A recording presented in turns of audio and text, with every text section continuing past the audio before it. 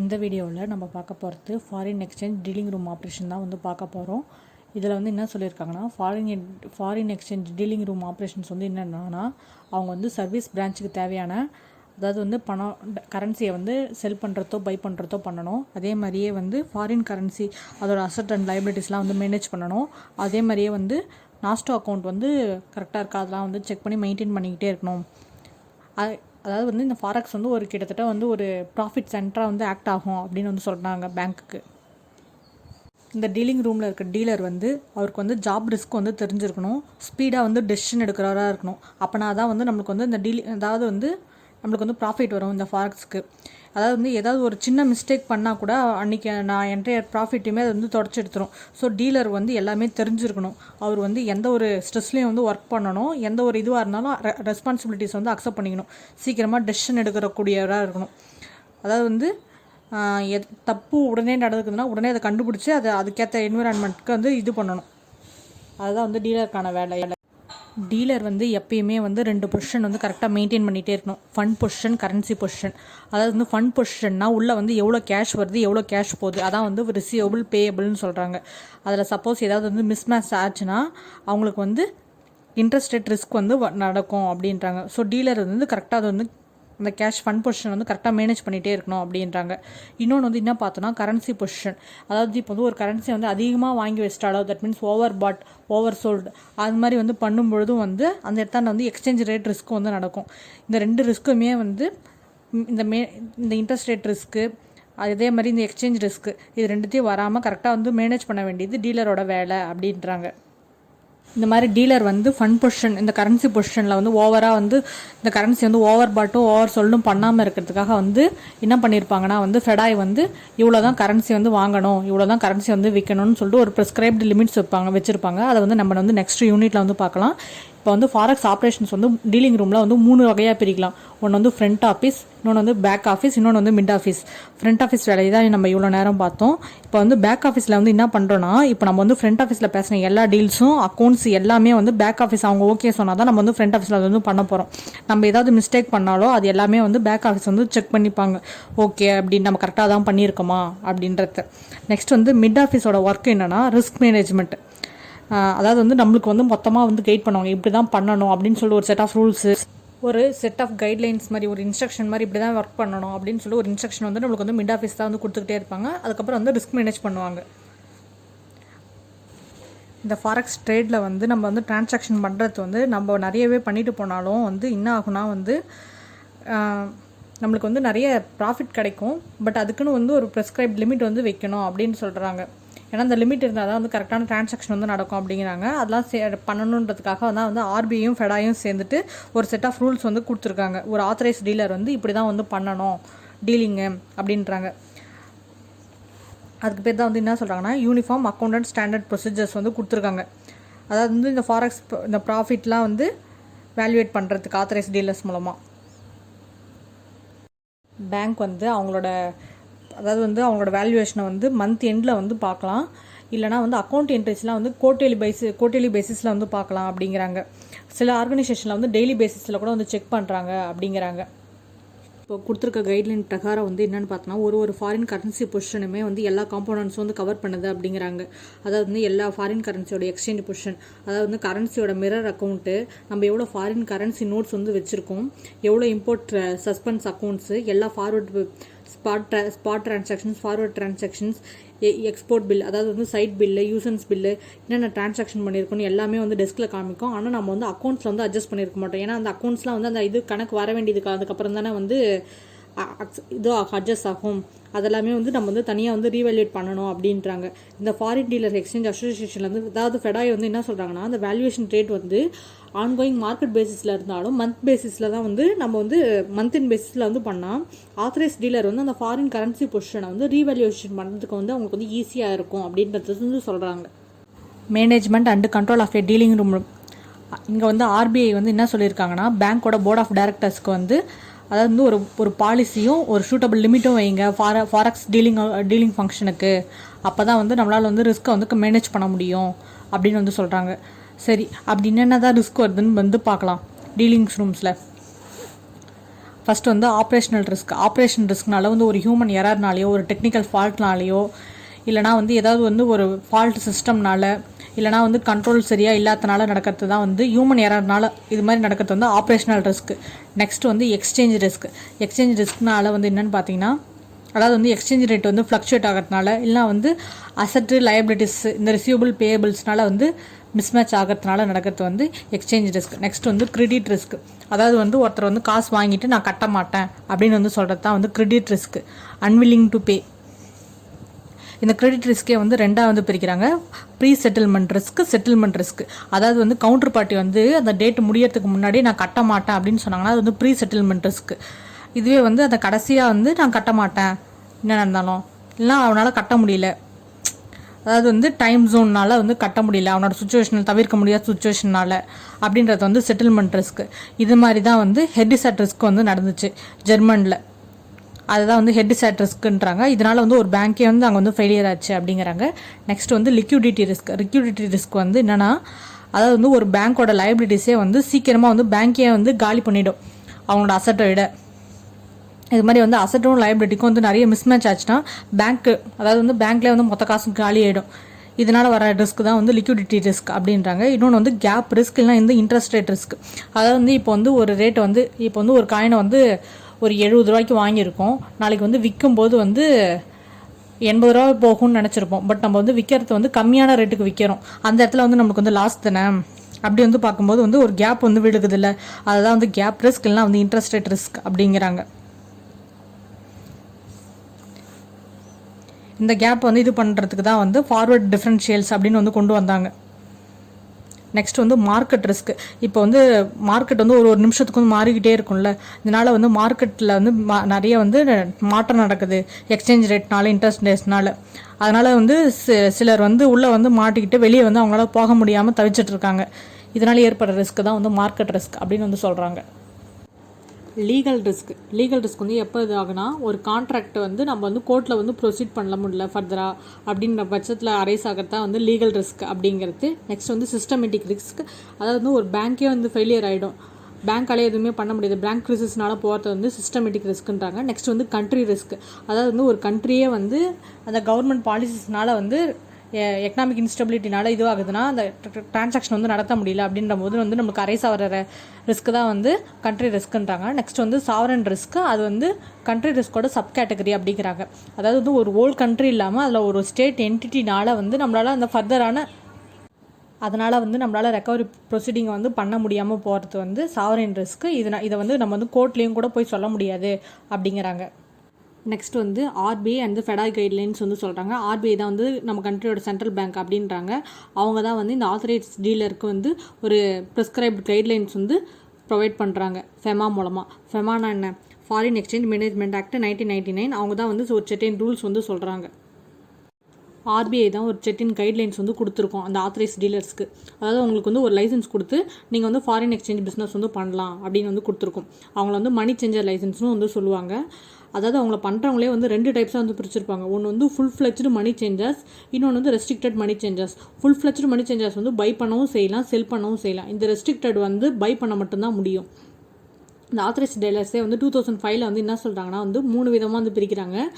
அதாவது வந்து authorised person category 1, category 2, category 3. Category 1ல் வந்து எல்லா ஆத்தரைஸ் டீலர்ஸ் வந்து பேங்க்ஸு, ஃபினான்ஷியல் இன்ஸ்டிடியூஷன்ஸ், எல்லா ஃபாரின் எக்ஸ்சேஞ்ச் டிரான்சாக்ஷன் மொத்தமுமே பார்ப்பாங்க.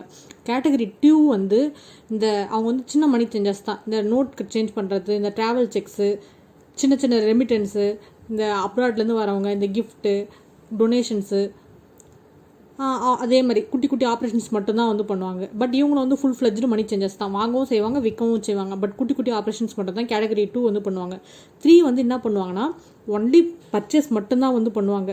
Purchase of foreign currency notes and the traveller cheques அதை மட்டும் தான் பண்ணுவாங்க. அதனால் வந்து அவங்கள வந்து ரெஸ்ட்ரிக்டட் மணி சேஞ்சர்ஸ், ஆர்எம்சி அப்படின்னு வந்து சொல்லுவாங்க. இந்த ஃபாரெக்ஸ் ஆப்ரேஷனுக்கு வந்து எந்த ஒரு பவுண்டரியுமே இல்லை அப்படிங்கிறாங்க. அதனால் வந்து இந்த எக்ஸ்சேஞ்ச் ரேட் வந்து நம்மளுக்கு வந்து மாறிட்டே இருக்கும் அப்படின்றாங்க. இது மட்டும் இல்லாமல் வந்து ப்ராஃபிட்டபிலிட்டி வந்து நம்மளுக்கு வந்து ரொம்ப அதிகமாகிட்டே இருக்கும், கம்மியாகிட்டே இருக்கும். அதனால தான் வந்து ஆர்பிஐ வந்து ஒரு கைட்லைன் வச்சு இவங்களை வந்து கண்ட்ரோல் பண்ணுறாங்க அப்படின்றாங்க. அந்த கைட்லைன் கொண்டு வரதுக்காக தான் வந்து ஃபெடாய் வந்து கொண்டு வந்தாங்க. ஃபெடாய்னா என்னென்னா foreign exchange dealers association of India. இவங்க வந்து ஒரு நான் ப்ராஃபிட் இன்ஸ்டிடியூஷன் அப்படின்னு வந்து சொல்கிறாங்க. இது வந்து எப்போ வந்து ஃபார்ம் பண்ணாங்கன்னா 1958 ஆர்பிஐ அப்ரூவலோட தான் ஃபார்ம் பண்ணாங்க. இதில் வந்து யார் யார் இருப்பாங்கன்னு பார்த்தீங்கன்னா ஆத்தரைஸ் டீலர்ஸ் தான் வந்து மெம்பராக இருப்பாங்க அப்படின்றாங்க. இவங்க தான் வந்து மார்க்கெட் ஆப்ரேஷன்ஸ்க்கே வந்து ஒரு கைட்லைன்ஸ் வந்து கொடுக்குறாங்க. அவங்க தான் வந்து மார்க்கெட் ஆப்ரேஷன்ஸாக இருக்கட்டும், என்னென்னைக்கு வந்து ஒர்க்கிங் டேஸ், என்னென்னைக்கெலாம் வந்து ஹாலிடேஸ், என்னைக்கெலாம் வந்து டெலிவரி பண்ணணும், ஏதாவது வந்து இன்ட்ரெஸ்ட் ரேட்டில் வந்து ஃபால்ட்டு மொத்தமாக அவங்க தான் சொல்லுவாங்க. அதாவது எல்லா ஆத்தரைஸ் டீலர்ஸுமே ஃபெடாய் சொல்கிற எல்லா ரூல்ஸையுமே கரெக்டாக வந்து ஃபாலோ பண்ணணும் அப்படின்னு வந்து சொல்கிறாங்க. ஃபெடாய் வந்து என்ன சொல்லுதுன்னா, இந்த எக்ஸ்போர்ட் இம்போர்ட் பில்ஸ் ஹேண்டில் பண்ணுறது, இந்த டிரான்சாக்ஷன் பீரியடு, எல்லா பில்லும் வந்து கிறிஸ்டலைசேஷன் பண்ணுறது எல்லாமே வந்து ஃபெடாய் சொல்கிற ரூல்ஸ் வந்து இந்த ஆத்தரைஸ் டீலர்ஸ் வந்து ஃபாலோ பண்ணணும் அப்படின்றாங்க. அப்படின்னா தான் ஃபெடாய் வந்து கைட்லைன்ஸ் சொல்கிறாங்க அப்படின்றத தான் இப்போ வந்து பார்க்க போகிறோம். எல்லா எக்ஸ்போர்ட் பில்லுக்குமே வந்து ஸ்டாண்டர்ட் டிரான்சிட் பீரியட் அப்படின்னு இருக்குது. அதாவது இந்த பீரியட் தான் வந்து டிரான்சாக்ஷன் கிறிஸ்டலைஸ் பண்ணணும் அப்படின்றது தான் வந்து ஸ்டாண்டர்ட் டிரான்சிட் பீரியடுன்றாங்க. அதுக்குன்னு வந்து ஒரு கன்செஷனல் இன்ட்ரெஸ்ட் ரேட்டும் இருக்குது. அதை வச்சு தான் நம்ம வந்து நேஷனல் டியூ டேட்ஸும் வந்து கால்குலேட் பண்ணுவோம் அப்படிங்கிறாங்க. இப்போ வந்து ஒரு ஃபாரின் கரன்சியில் வந்து ஒரு எக்ஸ்போர்ட் பில்லு வந்து ட்ரான் பண்ணிட்டு வரோன்னா, அது வந்து ட்ரான் பண்ணிட்டு வரது வந்து ஒரு பர்ச்சேஸ் பண்ண பில்லாக இருக்கலாம், டிஸ்கவுண்ட் பண்ணதாக இருக்கலாம், இல்லை நெகோஷியேட் பண்ணதாக இருக்கலாம். அது வந்து நம்ம வந்து ருப்பி லைபிலிட்டியில் வந்து கிறிஸ்டலைஸ் பண்ணுறதுல வந்து ஏதாவது வந்து ஒரு டிலே நடக்குது, அந்த எக்ஸ்போர்ட் பில்லை வந்து டிலே, அதாவது வந்து ரியலைசேஷன் பண்ணுறது வந்து ஏதாவது டிலே நடக்குதுன்னா அது வந்து என்ன ரேட்டில் வந்து போகும்னா டிடி செல்லிங் ரேட்டில் தான் வந்து நடக்கும் அப்படிங்கிறாங்க. அதை ப்ரிஸ்கிரைப் பண்ணது வந்து எப்படி இருக்குன்னா வந்து 13th day of the due டேட்டாக இருக்கணும், அதாவது வந்து நேஷனல் டியூ டேட்டாக இருக்கணும் அப்படின்றாங்க. 13th டே அந்த மாதிரி பண்ணியிருக்க ரூல்ஸ் வந்து எப்படி இருக்கணும்னா வந்து டிரான்ஸ்பரன்சியாக இருக்கணும் கஸ்டமருக்கு அப்படின்றாங்க. இதுவே வந்து ஒரு ஃபாரின் கரன்சி பில் வந்து அன்பெய்டாக இருக்குது அப்படின்னும் போது வந்து அதுக்கும் வந்து கரெக்டாக வந்து ஒரு பேங்க் வந்து ஒரு பாலிசி கொடுத்துருப்பாங்க. அவங்க சொல்கிற இதில் தான் வந்து பண்ணணும் அப்படின்றாங்க. எல்லா ஃபார்வர்ட் கான்ட்ராக்ட்ஸுக்குமே வந்து ஒரு டெஃபினைட் மந்த் இருக்கும், பீரியட் இருக்கும், ஸ்பெசிஃபிக். அதாவது வந்து இந்த டேட்டில் தான் வந்து டெலிவரி பண்ணணும், அந்த டேட்டில் வந்து கரெக்டாக வந்து டெலிவரி பண்ணணும் அப்படின்னு வந்து சொல்கிறாங்க. ஆப்ஷன் பீரியட் வந்து அது வந்து யார் வந்து ஸ்பெசிஃபை பண்ணுவாங்கன்னா கஸ்டமர்ஸ் தான் வந்து ஸ்பெசிஃபை பண்ணுவாங்க.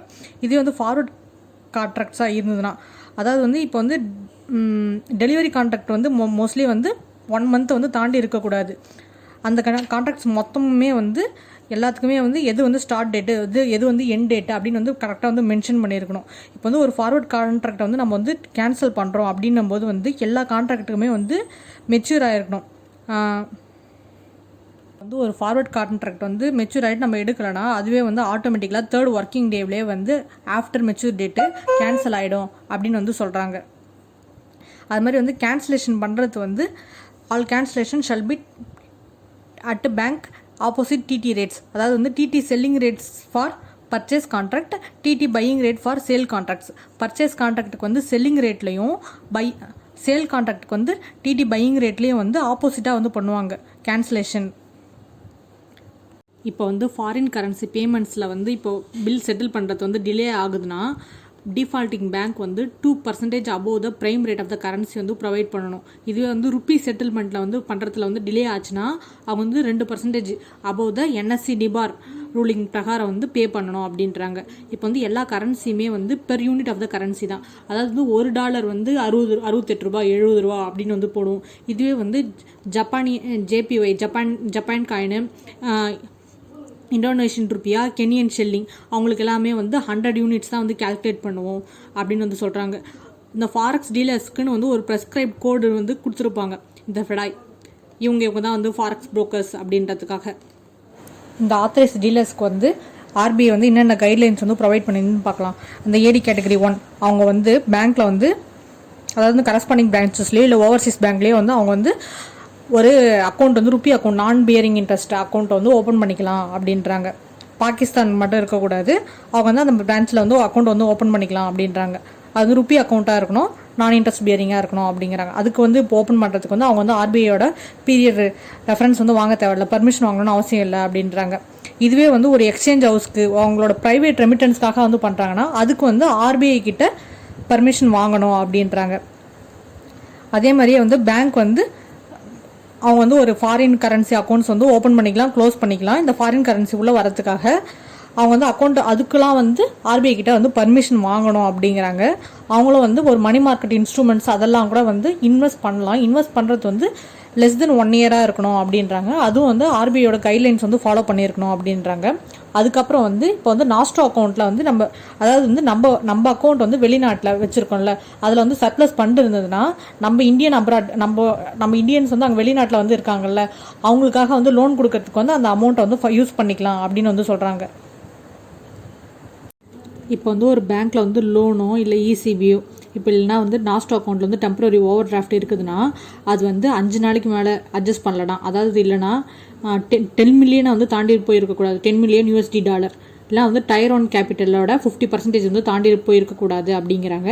நெக்ஸ்ட் வந்து என்ன சொல்கிறாங்கன்னா, இந்த ஓவர்சீஸ் பாரோயிங் வந்து எதுக்காக, இந்த ஃபாரின் கரன்சியோட எக்ஸ்போர்ட் கிரெடிட்டை வந்து எக்ஸ்டெண்ட் பண்ணுறதுக்காக தான் வந்து பண்ணியிருப்பாங்க. அது வந்து டயர் 2 கேபிட்டலில் வந்து வைக்கும்போது வந்து அது வந்து ஃபண்ட் ரைஸ் பண்ணுறதுக்காக அதுக்கு வந்து நம்ம என்ன யூஸ் பண்ணோம்னா பெர்பெச்சுவல் இன்ஸ்ட்ருமெண்ட்டோ இல்லை வந்து டெப்ட் கேபிட்டல் இன்ஸ்ட்ருமெண்ட்டோ வந்து யூஸ் பண்ணுவோம். அதனால் அதெல்லாம் வந்து அதுக்குன்னு வந்து ஒரு சீலிங்ஸ் இருக்காது அப்படிங்கிறாங்க. அதே மாதிரியே வந்து பேங்க் வந்து ஒரு நம்ம ரெசிடென்ட் இருக்கவங்களாம் வந்து ஃபார்வர்ட் கான்ட்ராக்ட் வந்து ஃபார்வர்ட் எக்ஸ்சேஞ்ச் கான்ட்ராக்ட் வந்து போட்டுக்கலாம் அப்படின்றாங்க. அது வந்து எதுக்காக பண்ணுறாங்கன்னா, அதாவது வந்து இந்த எக்ஸ்சேஞ்ச் பண்ணுறதுல வந்து எந்த ஒரு ரிஸ்க்கும் இருக்கக்கூடாது, அதுக்காக கூட வந்து ஹெட்ஜிங் பர்பஸ்க்காக கூட இந்த ஃபார்வர்ட் கான்ட்ராக்ட் வந்து போட்டுக்கலாம் அப்படின்றாங்க. நெக்ஸ்ட் வந்து பேங்க் வந்து இப்போ வந்து ஒருத்தர் வந்து இம்போர்ட் எக்ஸ்போர்ட் பிஸ்னஸ் வந்து பண்ணுறாரு, ஃபார்வர்ட் கான்ட்ராக்டில் வந்து அவர் வந்து இன்வால்வ் ஆகியிருக்காருன்னா அவரோட பாஸ்ட் 3 இயர்ஸோட அவரோட பெர்ஃபார்மன்ஸ் வந்து பார்த்துக்கணும். ஏப்ரல் டு மார்ச் அவரோட பெர்ஃபார்மன்ஸ் வந்து நல்லா இருக்கா அப்படின்னு சொல்லிட்டு 3 வருஷம் அவரோட இது வந்து ஆக்சுவலி இம்போர்ட் எக்ஸ்போர்ட் பிஸ்னஸ் வந்து டேர்ன் ஓவர் வந்து எப்படி இருக்குது, ப்ரீவியஸ் இயர் டேர்ன் ஓவர் இருக்குது அப்படின்னு சொல்லிட்டு அவரோட எல்லா டீட்டெயில்ஸுமே வந்து பார்க்கணும். பேங்க் வந்து அதே மாதிரியே வந்து அவங்களோட டாக்குமெண்ட்ரி எல்லாமே வந்து கரெக்டாக இருக்கா, அவங்களோட அக்கௌண்ட்ஸ் வந்து கரண்ட் அக்கௌண்ட் கேபிட்டல் அக்கௌண்ட் எதுவாக இருந்தாலும் கரெக்டாக இருக்கா, டாக்குமெண்ட்ஸ் எல்லாமே கரெக்டாக இருக்கா அப்படின்னு வெரிஃபை பண்ணிட்டு தான் வந்து ஃபார்வர்ட் கான்ட்ராக்டே வந்து சைன் பண்ணணும் அப்படின்றாங்க. நெக்ஸ்ட் வந்து அதே மாதிரியே வந்து ஒரு ஸ்மால் மீடியம் என்டர்பிரைசஸ் எதுவாக இருந்தாலும் அவங்க வந்து ஒரு ஃபார்வர்ட் கான்ட்ராக்ட் வந்து புக் பண்ணுறாங்கன்னா அவங்க வந்து ஹெட்ஜிங் பர்பஸ்க்காக வந்து பண்ணுறது வந்து டைரக்ட் எக்ஸ்போஷராகவும் இருக்கக்கூடாது, இன்டெரக்ட் எக்ஸ்போஷராகவும் இருக்கக்கூடாது அப்படின்றாங்க. அவங்க வந்து கரெக்டாக வந்து அவங்களோட அந்த எஸ்எம்இ அந்த இதுக்காக தான் வந்து அதை வந்து கரெக்டாக வந்து என்ஜாய் பண்ணிக்கணும் இந்த ஃபார்வர்ட் கான்ட்ராக்டை. அதை தவிர்த்து வேறு எதுக்கும் வந்து அதாவது பிஸ்னஸ்க்காக மட்டும்தான் அந்த அமௌண்ட் வந்து யூஸ் பண்ணிக்கணும், வேறு எதுக்கும் வந்து அது வந்து மிஸ்யூஸ் பண்ணக்கூடாது அப்படிங்கிறாங்க. இப்போ வந்து அதே மாதிரியே வந்து ஒரு ரெசிடென்ட் இண்டிவிஜுவலும் வந்து ஃபார்வர்ட் கான்ட்ராக்ட்குள்ளே போகலாம். ஆனால் அதோட வேல்யூ வந்து எவ்வளோன்னு பார்த்தீங்கன்னா வந்து $1 lakh தாண்டி போகக்கூடாது அப்படிங்கிறாங்க. அதுவும் அந்த ஃபார்வர்ட் கான்ட்ராக்டோட வேல்யூ வந்து மேக்ஸிமம் வந்து 1 year தான் இருக்கும் அப்படின்றாங்க. பேங்க் வந்து ஒரு டெரிவேட்டிவ் கான்ட்ராக்டும் வந்து போட்டுக்கலாம் அப்படின்றாங்க. அதாவது டெரிவேட்டிவ் கான்ட்ராக்ட்னா வந்து என்னென்னு பார்த்தோன்னா வந்து இன்ட்ரெஸ்ட் ரேட் ஸ்வாப்ஸு, இல்லைனா வந்து கூப்பன் ஸ்வாப்ஸு, இல்லை வந்து இன்ட்ரெஸ்ட் ரேட் கேப்பு, இல்லைனா வந்து ஃபாரின் கரன்சி ஆப்ஷன்ஸு, இல்லைனா வந்து ஃபார்வர்ட் ரேட் அக்ரிமெண்ட் கான்ட்ராக்ட் இதெல்லாம் கூட வந்து சொல்லியிருக்காங்க அப்படின்றாங்க. இதெல்லாம் வந்து ஃபாரெக்ஸில் வந்து பாரோட் பண்ணிக்கலாம் அப்படின்றாங்க ஃபெமாவோட கைட்லைன்ஸோட. அதே மாதிரியே வந்து பேங்க் வந்து ஃபாரின் கரன்சி வந்து ஆஃபர் பண்ணுறாங்க ருபீஸ் ஸ்வாப்புக்கு. அதே மாதிரியே வந்து அவங்க வந்து கிராஸ் கரன்சி ஆப்ஷன்ஸ்க்கும் வந்து போகலாம் அப்படின்றாங்க. அதே மாதிரியே வந்து ருப்பி ஆப்ஷன்ஸ்க்கும் வந்து போகலாம் அப்படின்றாங்க. பேக் டு பேக் பேசிஸில் ஆர்பிஐயோட பர்மிஷனோட. இதோட யூனிட் ஓவர் ஆகிடுச்சு. ப்ராப்ளம்ஸ் வந்து நம்ம நெக்ஸ்ட் வீடியோவில் பார்க்கலாம்.